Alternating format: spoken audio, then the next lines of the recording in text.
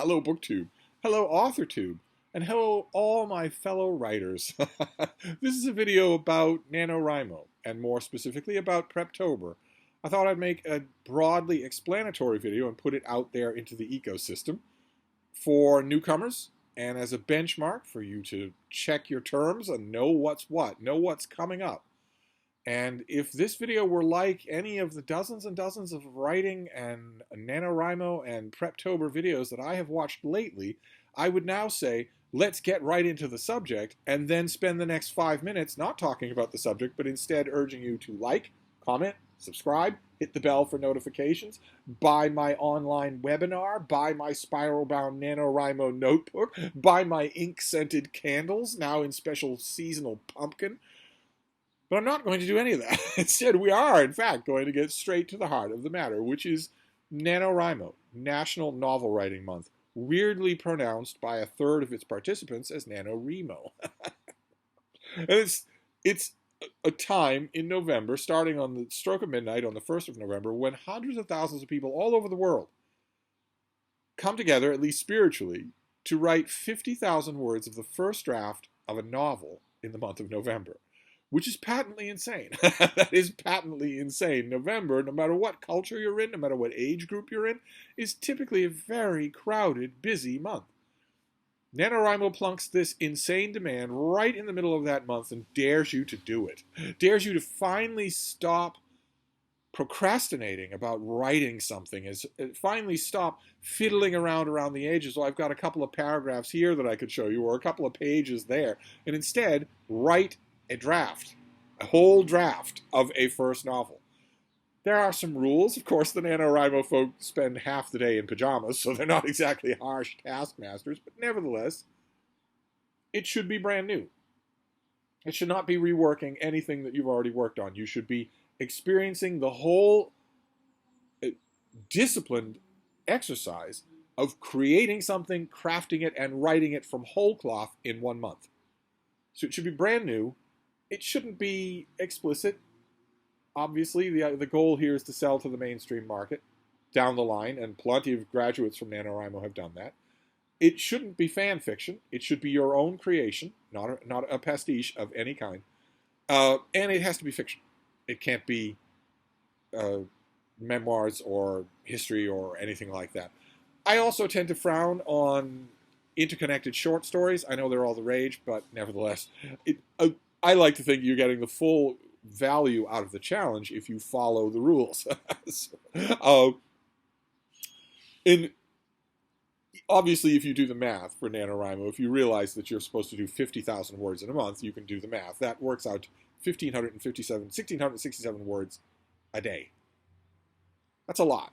Nearly 2,000 words a day. That's a lot.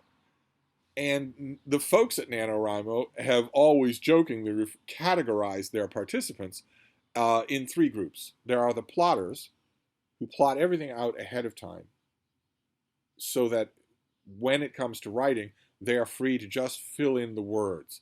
You can do all kinds of writing and preparatory material before the stroke of midnight on the 1st of November. You can't actually write anything of your work before then, but you can do a lot of preparing, which we'll get to. That's one group, the plotters.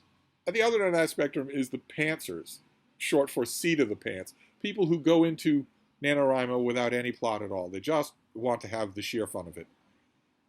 There are plenty of writing prompts and games for such people. Throw in a vampire, kill everyone off, and start over, just to get you to your word count, 1,667 words a day, but without having any real clear idea of where you want to go or what story you want to tell. And I think NaNoWriMo folk correctly prognosticate that most people are going to be in the middle, hence the term plantsers, which is people who do a bit of plotting, but also leave plenty of room for inspiration to take over, for the story to take a turn that you aren't anticipating. Maybe there's a particular aspect of the story that you've dreamt up that ends up being a lot more fun to write than the stories that you had planned. If you're a plantser, you leave room for that to happen. And that's perfectly fine. I would argue here in this preparatory video that it's not all that important that you strictly codify which of those things you are. I think all writers are plantsers. No matter how thoroughly plotted you want your book to be, inspiration is still going to strike. I think in some way or other, all writers are plantsers. And I think for a first draft, with no money on the line, no editor breathing down your neck, probably the highest amount of fun you will have will be to be a plantser. Some people, that won't be true. Some people are by nature very strict plotters, and they would feel terrible if they didn't. And the whole point of NaNoWriMo is fun. Believe it or not, I know I've just described a crippling amount of work that you're adding to your daily schedule that's by no means empty, but it is a lot of fun. And we'll get to that as well. If you are a plantser, you can take care of October to plan and prepare for what you're going to write in November. Planning and preparing in November while you're also doing 1,667 words a day is not going to get it done. Those two things don't live well together. People do it, but you're adding trouble that need not be there.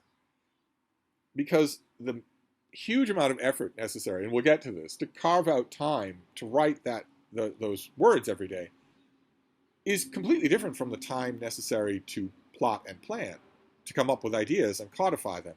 That can be done anywhere. On the dog walk, in the bathtub, while doing mindless busy work at work. That can be done anywhere. Hence, the birth of Preptober, the NaNoWriMo term for October, where you do all the preparing that will make the writing in November that much easier. Now, obviously, there's one other element involved in writing in November, writing 1,667 words a day in November. There's one other element involved. I'm going to save the bulk of it for another video. But obviously, the other element involved is that you can't be editing while you're writing those words, or you will never get it done. Unless you have literally all day to devote to that 1,667 words a day, you will not get it done if you edit while you write. A big benefit, a big aim of NaNoWriMo is to teach you to stop editing while you write. They are fundamentally different processes. They should not be done anywhere near each other. They aren't connected in any way, which is why you can hire someone to do the one and hire someone to do the other. They don't ever come together.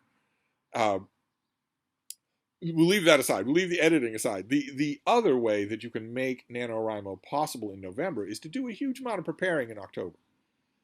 And I believe these happen in tiers. The preparing does. The broadest possible thing is that you want to ask yourself first, what kind of a thing are you going to write? You might think that would be self-evident, but when you're looking at a blank page, and keep in mind, we are not talking about reworking an earlier thing. You don't have a limited number of ideas. You have an imagination. You can come up with an infinite number of ideas. So come up with something brand new. But you have to figure out what that is. And you should be spending this first week of October, at the very least, seriously figuring out what that is. That's a big deal. And you should be going, of course, not by any kind of a market, because no one but your friends is ever going to see this draft. You should be going by what you want to do. What kind of thing do you want to do? That's thing number one, is what kind of a thing do you want to write? What kind of a novel do you want to write? Once you've done that, incumbent on whatever the decision is that comes from that is going to be world building. It's only non-writers who ever just reflexively think, oh, well, I'm not going to have to deal with world building unless I'm doing science fiction or fantasy. That is absolutely not true. No matter what you do, no matter what kind of thing you want to write, whether it's a cozy mystery or a gun-blazing western or an epic science fiction novel, there's world building involved in all of it. You have to figure out the world that your characters live in, all the details of it. It has to be real. That world has to feel real to the reader. And the reason why it takes a lot of work is because it's not real. Your characters aren't real either. The more time you spend figuring out all of the blank spots and filling them in, the realer they will feel to everyone. So after deciding your project, you have to decide your world building. You have to do quite a bit of it. That should be the first and second week of October, right now, in Preptober. Then you have to come up with your plots. You know what kind of thing you want to write, but that's not the same thing as knowing what you want to write. You know, the world of Oz is not the Wizard of Oz. You want to come up with your setting and your world, and you want to flesh it out so it's real. The last thing you want is the reader of your book getting to page 13 and asking a world-building question that you didn't think about. That's just embarrassing, in addition to being incompetent, and you're supposed to be learning the skills at NaNoWriMo to have that not happen. So your world building has to be exhaustive. Just know when to quit. because you've got a lot of other stuff to do. Once you've built a world, well, then you have to come up with a plot. What is going to happen? What is the plot of your book? That will determine a lot of the emphases of what writing you do when November comes along, because all plots have down periods, and all plots have intensive periods that are much harder to write. Some things are harder to write than others, and that varies from writer to writer. So you're gonna want to know what your plot is. Is your plot very intricate? Palace intrigue, a whisper network in an Alabama suburb? That's going to be very complicated. That's going to be very nuanced to bring alive. It's going to require, on your part, a lot more thinking about the details of what connects with what and exactly where, as opposed to a mercenary watches an army captain casually order his wife's death. That mercenary captain is thrown into the bottom of a pit, and he wants revenge. Okay, he wants revenge. He lives. He encounters all sorts of obstacles. He reaches the object of his revenge. That could still be compelling, but that is a simple plot. It doesn't have a lot of nuance in it. So you have to determine what your plot is going to be, and weight it accordingly for the very limited amount of time that you have in November and the very large amount of writing that you have to do every day to get to 50,000 words. So if you're a brand new writer, brand new, never done any fiction before, you might want to give yourself a simple plot, rather than biting off more than you can possibly finish and doing your first NaNoWriMo without reaching 50,000 words. Why do that to yourself? You have a million other plots that you can do. And then finally, the last thing, but these should not be done week by week, because you should be doing most of them at the same time. You have a very limited amount of time in October. It's going to be gone in a minute before suddenly the bell rings, and you've got to do 1,667 words a day. That's a lot. That's going to come right away. But the last element involved here is the most important thing. Any writer will tell you that. That's the characters. Who are your characters? The people who are going to do the plot, the people who are going to live in the world that you've built. Who are they? You're going to want to know a lot about them. Again, you don't want a reader to get to page 13 and ask a question about a certain character that you haven't thought of.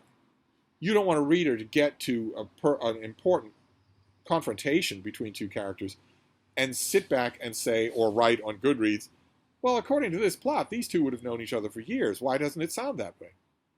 It doesn't sound that way because you didn't think about that. You don't want that to be true. So you have to work out your cast of characters. Will it be large cast of characters? A gigantic cast of characters? Will it be very small? And how interior will it be? I mean, yes, you have to come up with your world building and your plot, but that doesn't mean that your novel will be plot driven. It could be character driven. If it's character driven, you're going to have to spend time on your characters. They're going to have to drive it. The whole thing's going to rely on them. Is it a small cast or a large cast? Are you going to have deeply unsympathetic characters? And if so, are you going to work that out ahead of time? You should work that out ahead of time. You should work all of this out ahead of time. One of the key helps is, as you're going along, coming up with details about all of these things, write them down. This is one of the rare instances where I actually don't think a computer document is good. Not as good. A computer document you open and close. Even a tab you open and close. You have to decide to look at it. But if you write a sheet, a flow chart, a spreadsheet, names. Here is the town. Here is the other town. Here's the name of the railroad that connects them. Here are the families. Here are the people in the families. Here's what each person, blonde hair, green eyes, tall, short. If you just create a gigantic whiteboard of the facts and figures, the actual made reality of your characters and your plot, and you put that up on a wall where you write, that's going to be a lot more effective than a document on your computer. You're going to be looking at that all the time. Even when you're not writing, you're going to be looking at that all the time. And you should. You absolutely should, because the more you look at that, the more gray or unfilled parts you're going to find. And it's your job to fill those. Before you start writing, you should be filling in those parts. Who is this person? Where's the money coming from? Why does someone hate so-and-so? And is there any chance they could change their mind? You want to do that. You want to make sure that that's a part of your daily existence, that you are looking at all of that. And I found that it helps to write it out. It helps to make a spreadsheet, basically. It doesn't have to look like a spreadsheet, but it helps to do that. You don't want to overdo it, but we'll get to that. I have a whole nother video planned on all the ways that writers don't write. But for now, we'll just talk about that. You should keep those facts present. Do not trust that you will remember them. Do not do that, because you won't. I guarantee you won't. That neighbor who makes an appearance in Chapter 2, he's going to be very important in Chapter 10 because he's going to find the body. Is he blonde? Or is he bald? When you're on page 100, when you're on word 42,000 out of 50,000, if you're writing on a computer, and you should, you're not going to be able to find what your original description was, but the first reader who notices a discrepancy is going to point it out. And again, you don't want that pointed out on Goodreads. you want to figure that out first.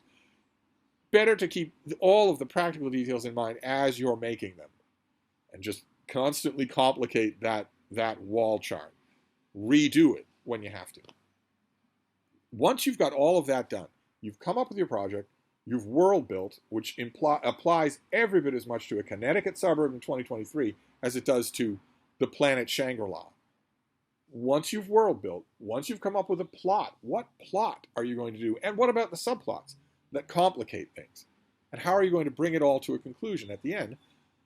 Once you've done all that, and then you have created a cast of characters to do that plot and live in that world, and you've got it all on a flowchart that's up there on the wall where you work, the other main thing, the thing that I want to end this video with, that is worth doing in Preptober, because it's going to be so crucial in NaNoWriMo itself, is you've got to carve out the time to do this. You might think, well, when the time comes, I'll just write. You will not. That will fail. This is an activity, a concentrated activity of a lot of disciplines. It's a lot of work to sit down and do 1,667 words a day. It is totally unrealistic for you to think that time that's conducive to that will just open up automatically when you tell it to. Where does that happen anywhere else? Imagine, for instance, that today you decide that for the next week you're going to go to a shop on Main Street. You're going to buy a very complex ship in a bottle kit, and you're going to set aside time every day to work on it until it's finished. You want to get it done in a week. You wouldn't do that. And if you did, it would fail completely. Your life has categories. It has routines. It has ruts. It has parameters that are set up by intention, by routine, and by necessity. In the course of Preptober, one of the most important things you can do, in addition to world building and characters and plot and all, is to start carving out that time. Carve out a block of time every day that you are then going to fill with writing in November. If you don't, you're going to have to carve it out in November while you're also trying to get your word count done. And that's why add to your troubles. Why make that harder? Keeping in mind that you almost certainly live with people, and that's a whole nother element of carving out the time. I'm not talking about what time of the day, or I'm not only talking about what time of the day or when am I at my best, considering that I also have to go to work or to class or whatever. I'm not talking just about that. I'm talking about the other people in your life. A month is a good amount of time to train oblivious people to the fact that you are adding something to your life that they have to respect. You can't have them traipsing in and out during your writing time. Your writing time is going to be embattled enough as it is. So in addition to everything else, carving out that space is also carving out time to retrain the people around you to respect that space, if that's necessary. All of that can be done in Preptober. All of that should be done in Preptober. None of that has anything to do with writing. The writing's going to be hard enough on its own. We'll have plenty of talks about the writing, but you should take advantage of October to prepare all the non-writing parts to make November as smooth as possible. So I'm going to wrap this video up for now, but we have many other things to discuss about the things that you can do in Preptober to get ready for NaNoWriMo. And I will make NaNoWriMo videos as well, although after the first few days, NaNoWriMo's videos are a little bit pointless except as pick-me-ups for yourself. I've seen people do NaNoWriMo daily vlogs, for instance, talking about their progress on NaNoWriMo. that's writing time. So I don't know why people do that. But after a few days, broader, more encouraging videos about NaNoWriMo in November itself are pointless. Because if you haven't written anything in the first 3 days of NaNoWriMo, you are not going to reach 50,000 words. Unless, again, you have nothing to do in your day other than write, which I don't know many people for whom that's true. So some videos in November. In October, for Preptober, we have a lot more preparing to talk about. But I wanted to get the general stuff out of the way first. This is what NaNoWriMo is, this is what Preptober is, and this is why Preptober is so important. Because you might not be thinking about how much time these things take, but they do take time. Better to take the time now than to try to double up with preparing the meal and also serving the meal in 1 month at the same time. So I'll wrap this up for now, and we will have many more NaNoWriMo chats between now and the big day. I will see you then. Thank you all.